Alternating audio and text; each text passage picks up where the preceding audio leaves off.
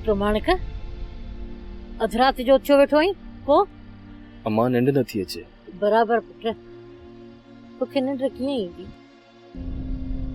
तुंहिंजी अखियुनि हेॾो वॾो धोखो जो खाधो आहे।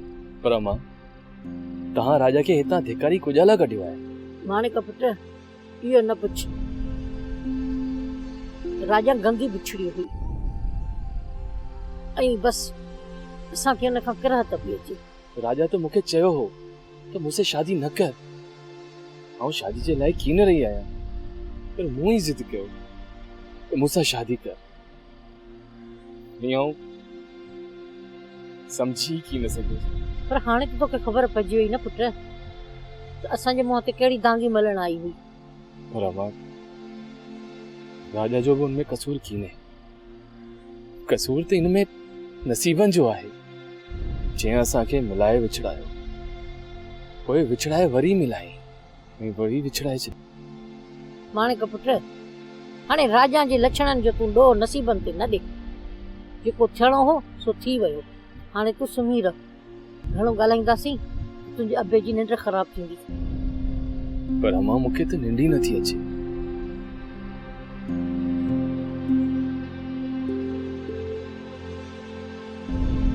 माणिक तूं हबीब तूं तबीब तूं ई दर्दन जी दवा।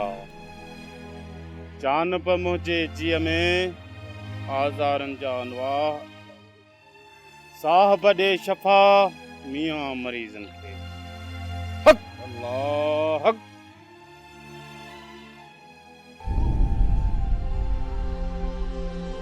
माणिक तूं हिन महिल छो भला दरिया तां देर सां मोटियो आहीं छा? न फ़क़ीर साईं दरिया खां दिलि भॼी पई आहे त चाह खां दिलि टुटी पई आहे। पर माणिक तूं अॼु अहिड़ियूं ॻाल्हियूं छो पियो करीं? फ़क़ीर साईं ईअं सम्झ त मुंहिंजो होड़ो हिकु दफ़ो ॿीहर विच समुंड में आहे ऐं चइनी तरफ़ुनि खां हिकु वॾे तूफ़ान उनखे घेरे रखियो आहे। अलाह कंदो तुंहिंजो होड़ो समूरनि मुश्किलातनि खां पार थी अची पंहिंजे तड़ ते रसंदो। पर फ़क़ीर साईं जीअं आउं तड़ ते रसण जी कोशिश कयां पियो तीअं तड़ मूंखां परे थींदो पियो वञे। इहो तुंहिंजो ख़्यालु हूंदो बाबा। तड़ भला परे थींदो छा? ज़मीन त पंहिंजी जाइ ते पई हूंदी आहे। रगो माण्हुनि जा ख़्वाब ऐं ख़्याल तब्दील थींदा आहिनि। फ़क़ीर साईं मूंखे हिकु ॻाल्हि सुणाए। पुछ बचा पुछ। जी खारो समुंड असांजी सवें एकड़ ज़मीन पाए छॾींदो आहे ती कंहिंजो प्यार वैसा घाती करे माण्हू जी दिलि पाए छॾे त पोइ उहो प्यार न चइबो बचा उहो वैसा घाती चइबो। ईअं सम्झ त तुंहिंजे होड़े खे को तरीअ ते खणी विच समुंड ते रखे सुराख कढी छॾे। हाँ फ़क़ीर साईं मूंसां बि कुझु अहिड़ो ई थियो आहे। मुंहिंजे होड़े खे विच दरिया में आणे उनखे ॿोड़ण जी कोशिश कई वई आहे। पर अल्लाह साईं रहम कंदो बचा। ऐं तूं वाड़ी वारे घोट ते वञी दुआ घुरी अच।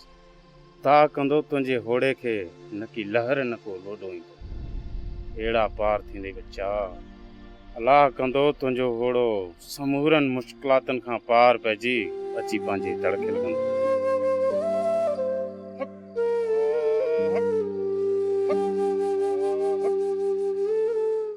हाणे ड्रामा सीरियल पाणी ऐं प्रीत जा तमाम एपिसोड्स ॾिसो HD क्वालिटी में। विजिट करियो सिन TV HD ड्रामा।